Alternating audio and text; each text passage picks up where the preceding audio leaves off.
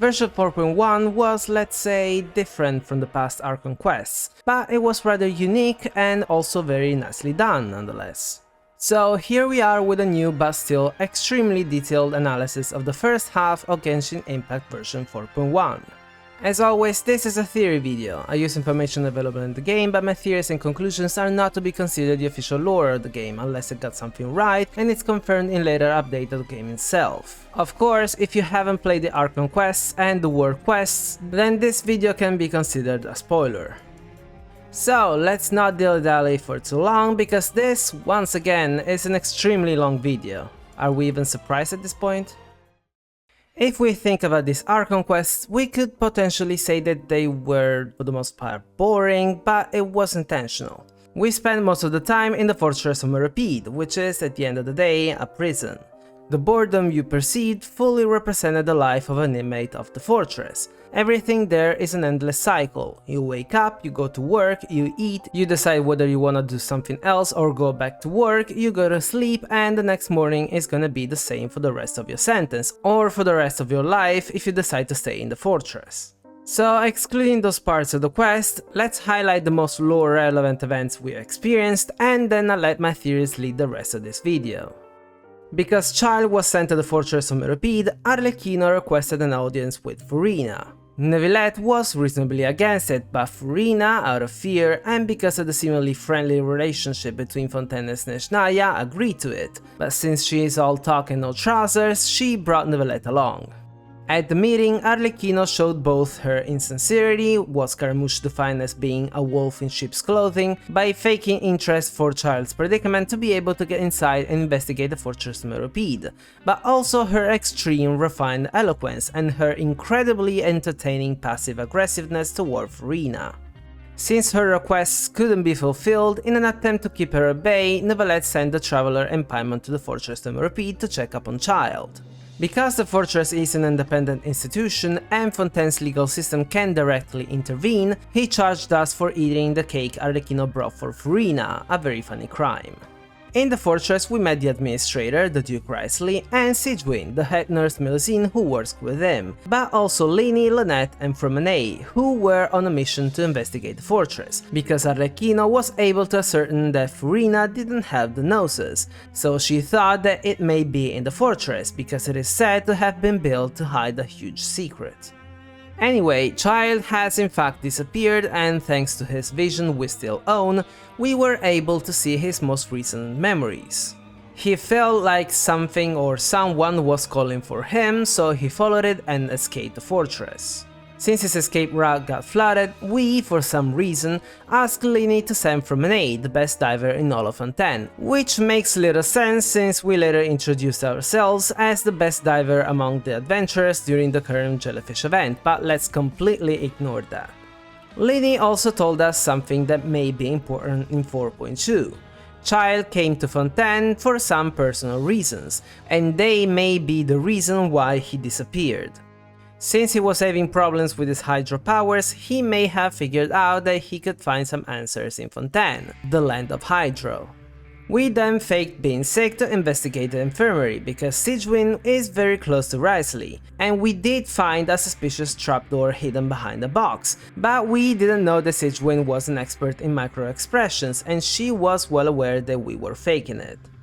Days later, Lynette was sent to investigate the infirmary as well, but Wriothesley saw through our plans and caught her. Lini faced Wriothesley and he told us that he also trapped Fromenay in the flooded pipe. Wriothesley turned out to be the evil guy who was playing with his food, so Lini lost his temper and tried to attack him, but was sedated by Sigewinne. Wriothesley was in reality just stalling. He caught Lynette, but he left her in Sigewinne's caring hands, while Fromenay was locked out to prevent Lini from jumping in the water to save him, both because primordial water had contaminated the seawater and because chlorine had already gone there to save him. Wriothesley then took us to the Forbidden Zone and showed us the sluice gate that blocked the primordial water. The indicator on the device had slowly reached a critical stage in the last year, so primordial water was leaking in the lake around the fortress. Wriothesley told us that in the past the criminals were simply exiled to the outer waters of Fontaine with no sympathy whatsoever. Those who actually repented asked Egeria, the Hydro Archon, if there was something they could do, and she allowed them to guard her secret hidden beneath the waves. They formed a community and slowly built the fortress of Meropide underwater, with the help of other criminals across generations and with Egeria's support. Wriothesley then took us to another room and showed us his plan B. He is building a huge ship, an ark we could say, as a countermeasure in the worst case scenario. He was inspired by the Fortuna, the musical ship that Remus, the god king from Remuria, used to conquer the land. In my 4.0 analysis, I thought that the Fortuna was a flying ship, and I think Wriothesley thinks so too. If you look closely, there is a lot of archeum among the construction materials, and we know that archeum has anti-gravity properties. Wriothesley is basically building a flying ark. Anyway, he told us that Remus, after being inspired by divine revelation, came to Fontaine where he found and took with him the seer Sibylla, who had taken on the form of a golden bee, and on his huge ship Fortuna he created his nation and convinced the natives to join his empire. Who is the golden bee? Well, this is a legend, and as such it's a fantastical tale based on real events. Who does a bee that uses Remurian seals to see the future remind you of? Now, don't think of bee as an animal, but as just the letter B. Yep, I think that Remus found Barbeloth, codename B, one of the members of the Hexen Circle and Mona's master. Back to the story, the next day the sluice gate broke because of the pressure and primordial water got out. Wriothesley and Clorind managed to temporarily seal the water inside the room, and Neuvillette, having sensed what was happening, went to the fortress of Meropide, pushed the primordial water back in its place, and sealed the gate with his powers. In the meantime, on Neuvillette's request, we went to protect Furina, who was meeting Arlecchino again. Every single word that came out of Arlecchino's mouth was specifically tailored to tease and frighten Furina. She kept pressuring her to test her theory that she is not the Hydro Archon. We learned how much Arlecchino is actually scared of the prophecy, that Furina is not making any progress, that she doesn't even have a plan B, and above all, that the Oratrice Mécanique d'Analyse Cardinale is being operated by an unknown person, and it's been accumulating huge amounts of indemnarium for unknown reasons. After the tea party, Arlecchino shared a few things with us. The Fatui are obviously displeased with Child's failures. Arlecchino also thinks that Furina acts more like a celebrity, or an influencer as I say, rather than an Archon. Since Furina can roam the city freely despite her being defenseless, Arlecchino took the chance to steal her gnosis, only to realize that she doesn't have it. Arlecchino also didn't feel any godhood coming from her, but she felt that Furina was under some kind of curse. These are the reasons why Arlecchino doesn't think Furina to be the Hydro Archon, and since Neuvillette doesn't act like an Archon as well, the true Hydro Archon is basically unknown. Our chat ended with Arlecchino's wish to work with us someday, so it is a hint at what is probably going to happen in version 4.3, when we will get a new map, hopefully one with the House of the Hearth. Maybe it'll be near Petrichor, for reasons you'll understand in Arlecchino's chapter. Then Neuvillette arrives, he told us that he temporarily fixed the issue, and we figured out that he is the Dragon Sovereign of Water. We then go back to the Fortress of Meropide, we see how everybody is doing after the events, we go to sleep, and Child's vision links our consciousnesses again. Child is floating in what seems to be the abyss, and the huge but incredibly awesome narwhal passes in front of him, which should be the hint at what the next update is gonna be about. Now that we're done with the summary of the Archon Quests, let's start with the first topic of this video, Furina. First of all, there's something I noticed. Furina always says things like, "The logic of the divine is not immediately apparent. Its wisdom will only be revealed with time." And stop doubting the wisdom of the gods with such absurd conjectures! But an egocentric person like her, the Hydro Archon of Fontaine, Fossolor, the god of justice, who is loved and adored by many, would have probably said something like the logic of the divine being such as myself, and the wisdom of the god of justice, this I, indeed, so bow before me, warm... No, wait, that line is already taken. Anyway, for an Archon not to carry a Gnosis is not so strange, since A also gave hers to Yaemiko, but what's odd is that Arlecchino noticed that Furina doesn't feel like a god at all, and that she's under some kind of curse, which may or may not be related to the corruption of the Cataclysm. This all seems to point at a specific conclusion. She is not the real Hydro Archon, and not even Neuvillette seems to know that. Furina's constellation, Animula Coraji, may confirm this. We can't see the image yet, so we don't know if it shows a person just like the other Archons, but the translation of the name may tell us something. By the way, the Wiki's translation, Little Soul Conductor, is wrong. Animula does mean little soul, but Coraji can mean of the device, of the scenic material, or of the theater performance scenography technician. In all three potential translations, she's still just a little soul of a device on a stage, and we all know what that means. The true Hydro Archon is whoever or whatever is operating the Oratrice Mécanique d'Analyse Cardinale, the voice that Lini heard when he reached the core. The problem is that Furina didn't build the Oratrice, she doesn't know how it works, nor does she know why it has been accumulating in the medium. On this note, there is no chapter for the Research Institute in this video because we learned nothing about Alain and Marianne there. The best we got was seeing Alain but in Neuvillette's story quest. Anyway, I have noticed something really important. See this device that we smacked to make it work? Doesn't it look very familiar? My theory then hasn't changed at all. The Oratrice was built by Alain Guillotin after René brought back from the Vorukash Oasis a piece of the Gaukerina, the lotus inside Harvey's Tokum, the thing in which Egeria's consciousness has been slumbering after her death, meaning that René brought back a piece of Egeria's consciousness. Moreover, as a viewer made me notice, in Neuvillette's demo there is no Oratrice in the Opera Epiclese. This means that when Neuvillette became the Iudex 400 years ago, the Oratrice hadn't been built yet. It was built not long after, when Neuvillette introduced the Melusines to Fontaine, so after Marianne had died and Alain Guillotin had built the research institute near the Opera Epiclese. But if the Oratrice is being operated by Egeria's consciousness, who is Furina? Well, if she's the little soul of the scenic device, it could either mean that I was right months ago when I said that she is something like a puppet with a consciousness inside, or little soul means that she is the daughter of what's inside the device on the stage, the Oratrice. So basically she's Egeria's daughter, but also probably just a simple Oceanid, not even a god, at least not yet.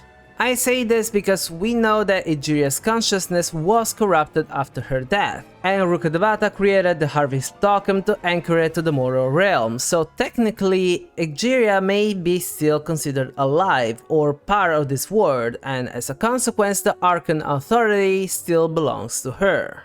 If you're thinking about Makoto and Rukkhadevata, those were only fragments of their consciousnesses, condensed memories that could interact with someone in a specific occasion, while their actual existence had ended, so the authority had passed on to the next in line, A and Ahida. In the end, what I mean to say is that Egeria is still the Hydro Archon. Another proof that Furina is not the Archon is the way she speaks. She acts as if she's trying to convince her people and above all herself that she is the god of justice and that she is the Archon. This reminds me of a lesson of general linguistics I attended at university. The professor said that if someone states the obvious about themselves or about a relationship, it's because there's a problem behind it. If it's an obvious truth, then you wouldn't feel the need to point it out. So the fact that Furina doesn't miss the slightest chance to state that she is the god of justice, that she is the Hydro Archon, that she is loved by her people, it's because deep down she knows that it's not true. I initially thought that she was rebelling because archonhood fell on her shoulders so suddenly, but I'm now thinking that she may actually be furious that after Egeria's death, she didn't become the Archon, a title and power that, as Egeria's daughter, should have been hers by right. So she decided to live her whole life pretending to be the Archon so that sooner or later, and with the support and adoration of her people, she would eventually become it. She doesn't know what the Oratrice is, so she also doesn't know that her mother's consciousness is still somewhat alive and kicking. Her complete change of attitude when Arlecchino confronted her about her failure to take action against the prophecy actually confirms my theory. She said, Even if I still cannot see the true future right now, as long as I continue on as I am, I will be able to hold my head up high! Meaning that if she keeps lying and pretending to be the Archon, she will eventually become the Archon, and she will inherit the powers and means, specifically the Gnosis, to stop the prophecy. Honestly, Furina there felt like a kid who has been told by her parents to do her homework and is trying to defend the fact that she is actually doing it, although all she's done was open her book and notebook, as if it was enough. Now that we're done talking about Furina, I think it's time to talk about Neuvillette. I realized through my last 4 videos that talking about him is even worse than saying that Irminsul didn't erase the past but only the people's memories. I never would have imagined that another topic could have ever caused such an uproar. Neuvillette ended up actually being the Dragon Sovereign of Water, more specifically the current descendant of the original one. As a descendant, he is still a bishop, only a special one who is capable of metamorphosis and has a set of powers that puts him in a place of superiority. Now the thing is that he certainly wasn't born with a manual explaining to him that he was the new water dragon, so he most likely knows that because he inherited some kind of memory or knowledge, albeit incomplete, from the previous Dragon Lord. Although I was wrong when I said that he was not the water dragon, I will still hold my ideas about his connection to Egeria. My theory is that he may be a Bishop Oceanid hybrid, since those things on his head are the same as the, let's call them eyelashes that the bishops have, and he is indeed a bishop, while his tail in the charged attack looks a little too much like an Oceanid's tail. Furthermore, just like the Oceanids, the tainted phantasms originate from the water of Fontaine. The only difference is that they are born, as the name implies, from tainted water, while the Oceanids are born from pure water. Still, the tainted water spouting phantasm basically supports my theory because its attacks are rather familiar, I would say. Not only does it shoot a ball of water like the Hydro Traveler, its attack called Raging Stream is literally the same as Neuvillette's Equitable Judgment, and not just because of the Hydro Cannon attack, but also because of the symbol that appears, which is, once again, Atraquetra. Considering that I still think that the Traveler's elemental skill and burst are inferior versions of those of the original Archons depicted on the statues of the Seven from which we acquired those powers, the fact that Neuvillette's charged attack is identical to what we could call a Tainted Oceanid is very telling. So there is still a chance that Egeria was involved in Neuvillette's birth, as he shares both her attack patterns and, as the Iudex, her ideals of justice. But alas, I will withhold my judgment until we get to play the unknown quest that prevents us from reading his character's stories. Now, as Neuvillette was sealing the primordial water, he called it the Tsunami of Fury, an ancient power that could easily obliterate an entire race and that would unleash endless catastrophe. But what's really interesting is... This sentence is too severe. Forgive me for overruling it. Now, who is he talking to?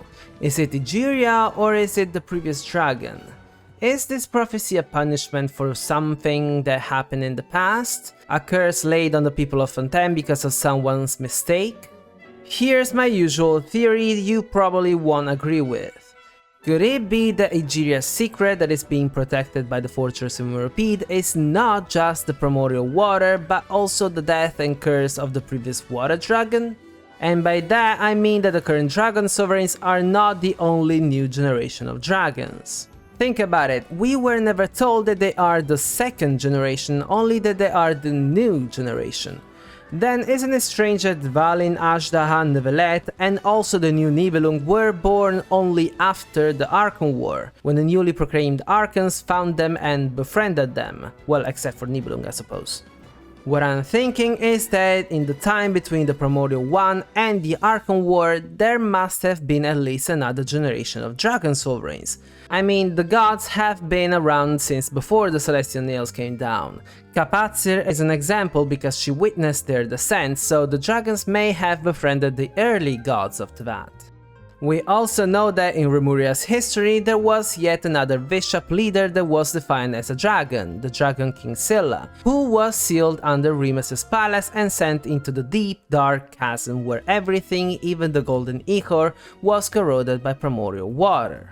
This dragon may have been Neuvillette's predecessor, but also the one responsible for this severe sentence laid upon Fontaine, since it defended the people but was eventually sealed and vanquished. Scylla's memories may have also been corroded by primordial water, which would explain Neuvillette's incomplete memories. In the end, this severe sentence is most likely the sin of the people of Fontaine. The original sin is the fairest. Everyone sinks. Just like Remus and Scylla sank into that dark abyss. Next, Neuvillette told us that the current dragon sovereigns don't possess their full dragonhood. When the first usurper arrived, and I have reasons to believe that it's the Primordial One, he seized a part of each dragon's powers, which was later turned into the Archon's authorities, the Gnosis. Unless the Archon gives the Gnosis to the rightful dragon and disappears, they will never have their full powers back, which is also why Neuvillette can only temporarily stop the primordial water but cannot stop it definitely. This takes me to the most ominous voice line I've ever heard. Now that I have reclaimed one of the 7 authorities from the hands of the usurpers, I have regained my true form. I am now a fully fledged dragon, powerful enough to judge the rest of the gods. My final destiny is to judge the usurper king in the heavens above. But until that time comes, I will lend my power to you. You can easily tell how ominous this is because it seems to mean that either Furina is gonna die, or that Egeria is going to completely die and Furina will never become the Archon, since, like we just said, the only requirement for a dragon to reclaim his missing powers is for the Archon to disappear. This is extremely worrying, I'm not gonna lie, but also very worrying is that Neuvillette's goal is to judge everyone, even the Primordial One. This also feels like a sneak peek into Endgame, what we will experience probably 3 years from now, and Neuvillette is going to have a central role apparently. Interesting, but still scary. Oh, and one last thing. I found it remarkably odd that a certain theory regarding the Gnosis being the dragon's powers crept into my comment section of my previous videos. I would hope that it was not a leak camouflaged as a deduction just for the sake of proving my theory wrong. It would be such a lack of respect. But surely it was just a fortuitous coincidence that such a peculiar and precise theory would come up right before 4.1 was released, with that same fact in it. I mean, I would never read some leaks and then make a theory video pretending that I'm coming up with a theory of my own. That would be so disrespectful to my viewers, and my countless wrong theories are valid and rather obvious proof that I don't do that. Surely my viewers are just as respectful toward me.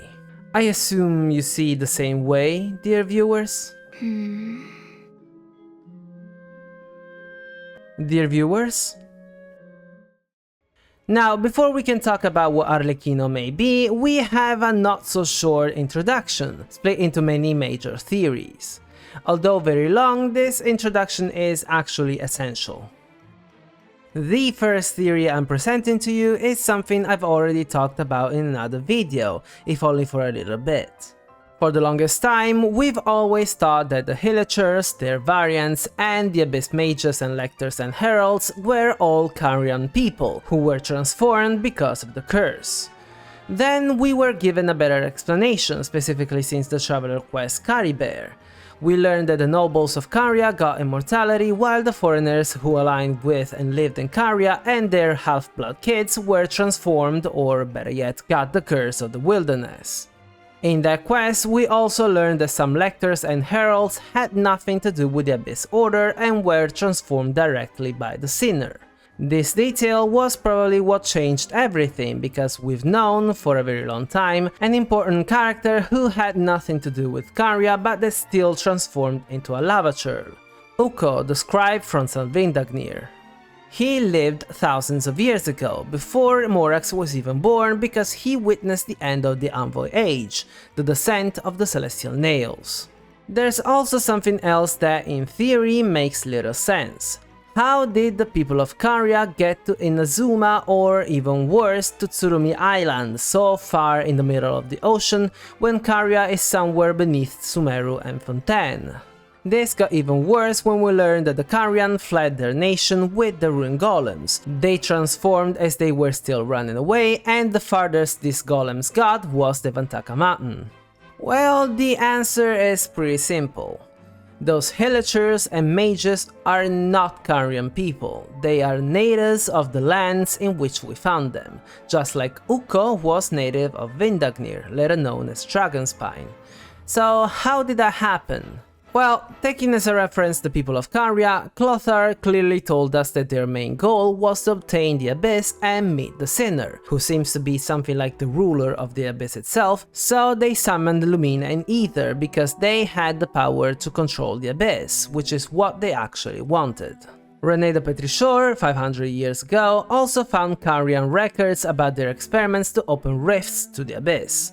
What happened in Caria then was either a failed experiment or an intentional development that caused these rifts to leak a lot of Abyss power into Teyvat, causing the Heavenly Principles to take action and, once again, close them so that Teyvat itself wouldn't be destroyed, as it almost happened once in the past, back when the Dragon Sovereigns fought, probably alongside the Primordial One, against the second who came. Why am I talking about this, you might ask?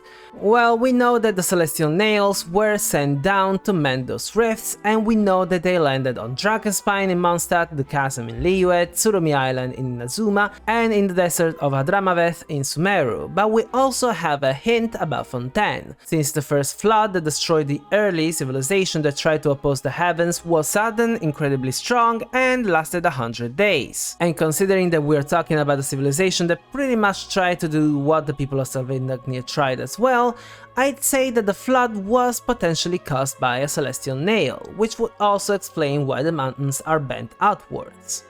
Now, the Celestial Nails, despite being meant to fix Teyvat, brought unimaginable destruction. An entire region froze, an entire chasm was created, an island was covered in thick fog, an area as big as a nation was transformed into a desert, and maybe the whole geography of early Fontaine was also completely changed. We also know, thanks to Nahida, that the Celestial Nails have the power to stabilize powers that shouldn't exist in Teyvat, such as Forbidden Knowledge, and transform them into something that Teyvat or Irminsul can make sense of, preventing as a consequence the destruction of the world. Considering that the people of Caria were using the secrets from beyond the sky, so Forbidden Knowledge, and that later René was also able to open those rifts using what he learned from the Carian records and the Remurian seals, I think that Remus was also using some kind of magic based on otherworldly knowledge. For all we know, Remus may have been another descender actually. The first ones were the Heavenly Principles, the second ones are most likely the siblings from the Battle Pass, the fourth were Aether and Lumine, but the third ones are still missing. Could they be Remus and Barbloth by any chance? Anyway, let's get to the point. In the Envoy Age, the people across the nations of Teyvat rebelled against the heavens, acquired and used forbidden knowledge to prevail but cracked the fabric of reality, opening rifts to the abyss from which its power leaked, contaminating both the people and the environment. Soon after, the heavens responded by sending down the celestial nails to fix these rifts, preventing the destruction of the domain or microcosm of Teyvat. These nails stabilized everything that was contaminated by the abyss, the people included, which turned them into something that Irminsul could make sense of. Monsters, because it's a fantasy world and monsters are a natural occurrence. Yes, what I'm saying is that the curse that was laid upon the people of Caria eons later is most likely the result of the interaction between the abyss power that they were seeking and celestial power, whether it was the sustainer herself who went there or it was just another nail. On that note, we saw that Caria was surrounded by these cubes that are very similar to Sasti's ones, but we can actually find the same cubic pattern in the chasm, so it may be how the stabilizing process is manifested. This theory would also explain why the sinner was able to lift the curse on Caribert. He is, in a sense, the Abyss, but I also think that he is Phanes, one of the Shades, because he was supposed to release the world on the old world, but he decided instead to create a microcosm in the egg from which he was born, so the Primordial One may have punished him, as we saw, chained inside the Abyss. When it comes to the Curse of Immortality, instead, I think that was caused by forbidden knowledge. Irmin was the one who brought it, or should I say brought her, to Caria, so it would be quote-unquote fair that he was punished for it. As a consequence, since every pure-blood Carian came from a single bloodline, probably because of this deep bond, they all got the same kind of curse. Moving on to the second theory, this one is all about Remuria. We were told that Remus was a pretty important god, as well as something like a tyrant who used magical techniques based on music to try and achieve his goals. These magical techniques later became the foundation of many modern techniques, among which the hydromancy that Mona and her teacher Barbeloth use. Remus also owned some primordial seawater, which lies beneath Fontaine, and he experimented on it and on his people. The results were catastrophic because the people ended up being completely broken and their souls shattered. Remus also had the brilliant idea to use his fairways to substitute the pure waters of Fontaine with his new version of primordial water, the Golden Ichor.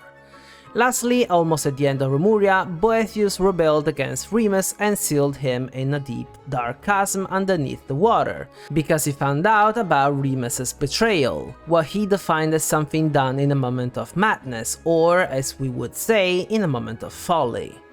So far, whenever the word folly has been named in Teyvat, it has always had a connection to forbidden knowledge. Deshret's folly, Irmin's folly, Pierrot's folly, and the name of the Fatui itself means fools as well. We also learned that only the Fontainians have an innate unforgivable sin that causes them to dissolve if they come in contact with pure primordial water, and if they consume diluted primordial water, that is synth, they enter something like a state of madness. What is very odd about all of this is that primordial water is the source of everything in Teyvat, living beings included, which were then nurtured by Apep at the very beginning of Teyvat. It would be intuitive to think that ingesting or coming in contact with primordial water would be invigorating rather than lethal. So what happened there? My idea here is pretty simple. The sin that the people of Fontaine have is the result of Remus tampering with the primordial water, which was then spread all over the waters of Fontaine, corrupting also the humans. When Remuria fell, the flood was probably something like a cleansing process to remove the golden ichor and bring back the pure waters. A pretty bold theory here would be that the flood may have been caused by the Oceanids themselves, to wash away both Remuria and its corruption. Since the Oceanids are beings of pure water, they may be some celestial descendants.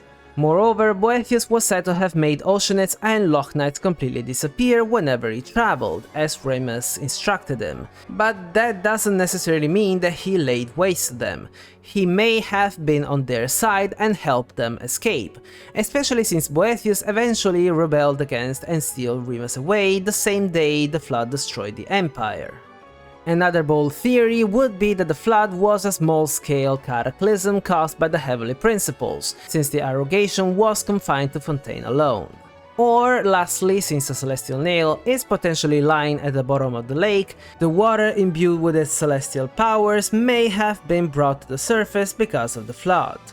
Anyway, my point is that the people back then were corrupted by either the abyss or forbidden knowledge, and then, because of the flood, some of them were exposed to a celestial factor, which turned them into hilichurls as a consequence. Think about it, when Remuria fell, Egeria had to stop the fighting between the survivors, but who were they fighting against? The demigods of Remuria, Remus's original army, turned back into golems, so they were definitely not fighting anymore. The Harmosts rebelled against Remus, and even the guards and musicians helped them, so it doesn't feel like they would be still opposing the natives of the land. The only ones left, I deduce, are the people who weren't exposed to the celestial powers, so they weren't transformed, and those who, on the other hand, turned into hilichurls, and there are a lot of them in Fontaine. I highly doubt that they are Conrian people because, despite the vicinity, I don't think that they went to a maritime harbor, took the elevator in an orderly fashion, and invaded the nation. Next on the list of theories is the one about René and the Narzissenkreuz Ordo. As we just said, René found both Conrian and Remurian documents, so he learned to open rifts and use magic to achieve his goals. We know that he experimented on a very willing subject, Jacob, who is strangely connected to the Abyss so much that he could eat the flesh of Abyss monsters such as Elenas and Durin, but also the oozing filth without any problem whatsoever. Jacob's origins are pretty much weird since he was Eduardo Baker's son, so it feels like he should have been a normal kid, but then again, one of Jacob's main characteristics was his inhuman strength that was later enhanced through the Abyss, and his father was known to have been extremely strong, so much that he ruled the entirety of Le Centre with his ferryman. I am still of the idea that Eduardo and, as a consequence, Jacob are unknowingly direct descendants of the people of Remuria, since Remuria is inspired by Lemuria, one of the sub-races or evolutionary stages of humanity according to the 20th century philosophy or religion anthroposophy, and in Lemuria women used melodies to command the powers of nature and share knowledge, while men were insanely strong so much that they could build whatever they wanted with ease. What's even more important is René's second willing lab rat, Carter, a land guillotine's assistant. Carter suffered from an unknown and incurable disease that kept leaving him unconscious whenever it flared up bad, so Jacob convinced René to perform on Carter the same Abyss experiment Jacob went through. Carter was okay with that, but things went horribly wrong. Turns out that Jacob was a unique case, not the norm, meaning that René was feeding Carter the Abyss, which is extremely toxic to regular humans. Here's the theory. As we just said, Carter was fed Abyss derivatives, and we also know that René preserved him with an arcane device and stopped his decay thanks to Remurian seal. If Remurian seals are based on forbidden knowledge, and Carter was also fed the oozing filth René had in his possession, also considering that Elenas had turned into a rock in the meantime, so his flesh should have been unavailable, since the oozing filth is the result of the power of a celestial nail on the Abyss and on forbidden knowledge, Carter was then exposed to all three powers and was turned, just like the people of the past, into a monster, a hilichurl, with the only difference that, with time, he gained the ability to think and speak, unlike regular hilichurls. I bet you figured out that I'm slowly approaching my next theory, that is, Carter is Caterpillar. When he transformed, he lost his memories because it seems like he was completely reborn as a new entity. René found him and took him to the Narzissenkreuz Ordo, where he taught him everything he needed to know, and with time he also learned to transform into a human child. This, of course, happened way before the final battle against Alain and the Marechaussee Phantom inside Elenas, but also before René voluntarily dissolved himself. René, as we know, created the Narzissenkreuz Ordo for multiple reasons. He wanted to create a new orphanage for the children, now that the Narzissenkreuz Institute was submerged. He wanted to give his followers a place and a name so that they could feel a sense of belonging, and he wanted a place to experiment in order to find a solution to the apocalypse, as the doomsday clock on the ceiling reminds us.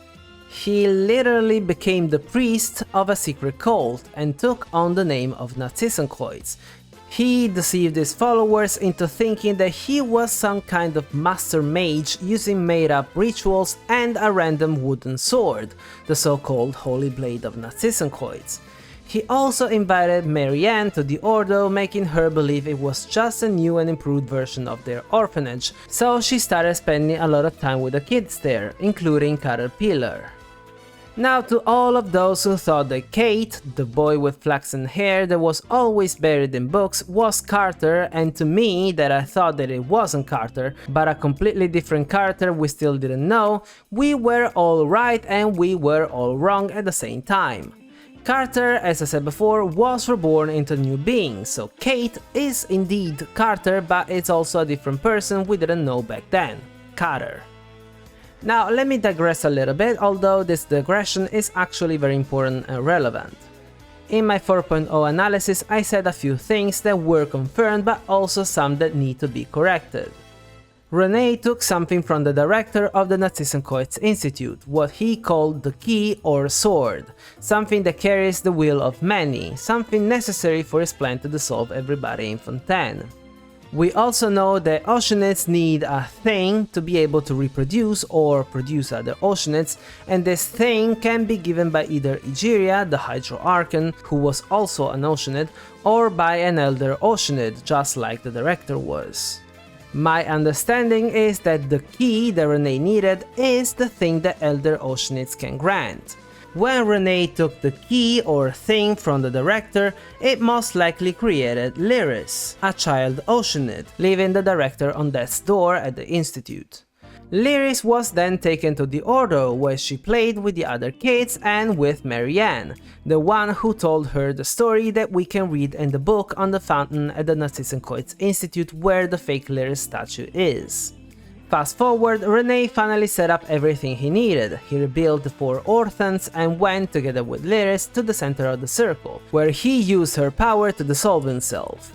In my 4.0 video, I said that the reversing process he activated may be the reason why people now dissolve, and that the fated apocalypse he saw was not necessarily a certainty, but a potential future that he could have ended up creating as a consequence of his own actions. Well, I might have been right about this because Carter told us that the Narzissenkreuz Ordo was the chief culprit of the Great Sin. René reversed the properties of primordial water, so it is now taking life rather than giving it. Anyway, René's plan failed, meaning most likely that he did ascend but he didn't retain his own memories. He was just reborn into something new. At this point, I could throw a bet here. Did he transform into an oceanid version of the Tainted Phantasm, an actual tainted oceanid perhaps? Anyway, having foreseen such an outcome, René wrote down his memories and everything that the new version of himself needed to know and needed to do, basically the enigmatic page 11. He gained the ability to absorb people and acquire their memories and skills, probably because he is now a walking bubble of modified primordial water that can dissolve people. By doing that, he learned that the Ordo was being investigated, but also how Seymour was built and worked, and the fact that in the enigmatic page 12 he refers to René in third person is because technically he's not René anymore. He had finally and completely become Narzissenkreuz. He then met with Alain Guillotin, he showed him the results of his experiments, or he pretended to be the same old René to make a proposal. Alain refused, and then we all know how the story ends. Jacob and Lyris, the spirit of pure water that Elenas talked about, were sent to Elenas. Alain, Marianne, and the Marechaussee Phantom found them, a battle began, everything went kaboom for some reason, Marianne was caught by the shrapnel and fell into or touched primordial water, causing her to dissolve and become an oceanid. Alain left and built the Research Institute of Kinetic Energy Engineering, and nothing else happened for 400 years until present day. Now we need to go back to Kader for the last 2 but very small theories. Kader said that René, or Narzissenkreuz, was basically the high priest of the sect of the Narzissenkreuz Ordo, but also that this place was the new version of the Narzissenkreuz Institute, an orphanage. Let me ask you this, what is another way to refer to a priest in your language? Is it by any chance father? This happens in pretty much every language, it seems. In Italian we can call a priest padre, in Spanish is also padre, in Portuguese is yet again padre, in French is père, but above all in Russian is отец. All of these words mean father. So here's the theory. As an orphanage, the Narzissenkreuz Institute became the Narzissenkreuz Ordo, and I think, after it was investigated and discovered, it changed name once again and it became the House of the Hearth. And every director took the title of father, but not as the parent of the kids, but as Narzissenkreuz, the high priest's successor. Now, going back to Kader again, what are the most striking features we see on him? His forearm skin fades into black with also some strange pattern, the same goes for his legs, and his eyes are completely black, except for a turquoise crescent moon which represents his element, Anemo. Where did we find similar features, I wonder? And here we are, we finally reached the end of this introduction, so we now have everything we need to know to ask ourselves, what is Arlecchino? Well, since she's a harbinger, she's definitely not a simple human, that's a given. Even Child, who is the most human of them, has a connection to the Abyss and his powers seem to have come from it, so we could say he's not entirely human as well. Arlecchino is отец, the father of the House of the Hearth, and we were told that she got rid of the previous director of the orphanage when she was still a kid, saving all the children and reforming the entire orphanage so that the kids wouldn't put their mission before their own safety anymore. They are not seen as expendable pawns anymore, but as actual human beings with specific talents, emotions, interests, and so on. Arlecchino, being the father, intended as high priest, explains why she is so single-mindedly focused on saving Fontaine from the apocalypse and why she would know that the hydronosis can be used to prevent it. Now, I trust that we all finally agree that Arlecchino's hands are actually black and that she's not wearing gloves with fake fingernails attached on it, right? Her hands, or better yet her entire forearm skin fading into black, begs the question. What happened to Arlecchino, or better yet, what was done to her? Well, I think the answer is now very simple. The previous knave probably used the children that were being kept in the basement to conduct Renee's experiments on them, feeding them the abyss and celestial powers together so that they would turn into sentient monsters, just like Carter became a sentient Illager rogue, Kater. Among them, one child was a success, and based on both the red X symbol in her black eyes and the pyro vision, she most likely became, roll of drums, a sentient pyro Illager rogue. So there you have it, this is what I think Arlecchino's secret is. And that's it, I hope you liked the video. If you did, don't forget to leave a thumbs up, and if you're interested in Genshin Impact theory videos, consider subscribing. This video originally had another chapter, but I decided to save it as the commentary for Neuvillette's painting video that I'll upload soon. I also wanted to talk about Neuvillette's level 6 friendship voice lines, but I was told that they are also locked behind an unknown quest. Also, this recording is almost 50 minutes long, so I decided to stop rather than make it more than an hour long. So while we wait for the second half of the update, and as a consequence to pull for our squad lover Wrightsley, I will focus on the painting video and then I'll start with another painting that I've already planned, while the huge project is still on standby because I need something that will come, hopefully, in version 4.2 to be able to finish it.